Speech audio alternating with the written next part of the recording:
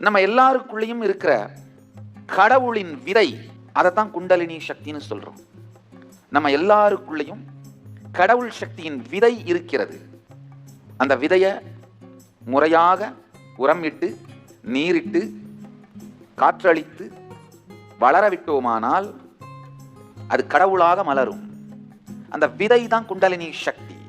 நம்ம எல்லாருக்குள்ளேயும் இருக்கின்ற இந்த கடவுள் சக்தியை, இறை சக்தியை தினசரி வாழ்க்கைக்கு உபயோகப்படுத்துவதற்காக விழிக்கச் செய்கின்ற முறைகள், பல்வேறு முறைகள் இருக்கு. அவை விராட்டி விநாயகர் அகவல்ல சொல்றாங்க, குண்டலினி சக்தியை ஒரு பாம்பு மாதிரி உருவகப்படுத்தி காமிக்கிறாங்க. குண்டலினி சக்திக்கு நம்முடைய சித்தர்கள் போட்ட கார்ட்டூன் பாம்பு. மூலாதாரத்து முண்டெழு கனலை காலால் எழுப்பும் கருத்தறிவித்து இடைப்பிங்கலையின் எழுத்தறிவித்து கடையிற்சுழுமுனை கபாலமும் காட்டி 3 மண்டலத்தின் முட்டிய தூணின் 4 பாம்பின் நாவில் உணர்த்தி. ஔவையார் ஒரு பெரிய சித்தர். மூலாதாரத்து முண்டெழு கனலை காலால் எழுப்பும் கருத்தறிவித்து அப்படின்னா இந்த காலால எட்டி உதச்சு எழுப்ப முடியாது.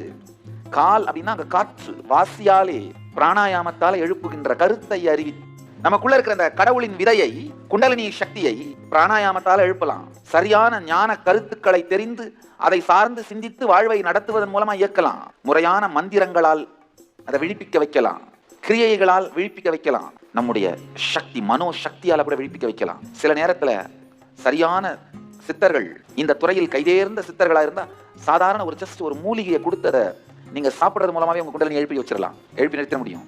உங்களுடைய பயம், ஆசைகள் கூட குண்டலினி சக்தியை எழுப்பும். அதனாலதான் பாத்தீங்கன்னா ஒரு பெரிய பயம் வரும்போதோ, ஒரு பெரிய ஆசை வரும்பொழுதோ உங்களால சாத்தியமில்லாத செயல்கள் எல்லாம் செய்வீங்க. காரணம் அந்த குண்டலினி சக்தி விழிப்படைகிறது, எழறது. ஆனா பயத்தால, ஆசையால, அச்சத்தால குண்டலினியை திரும்ப திரும்ப எழுப்புனீங்கன்னா அது ஒரு பாறையை எடுத்து போட்டு பாம்பை எழுப்புற மாதிரி. ஒரு 2 தரம் எந்திரிக்கும், ஆனா 10வது தரம் பாறை விழும்போது செத்து போயிடும். நம்ம குண்டலினி சக்தி ஆசை அச்சத்தால் எழுப்பினோமானால் எந்திரிக்கும் முதல்ல ஒரு 10 தரம், அப்புறம் பலவீனப்பட்டு போய்விடும்.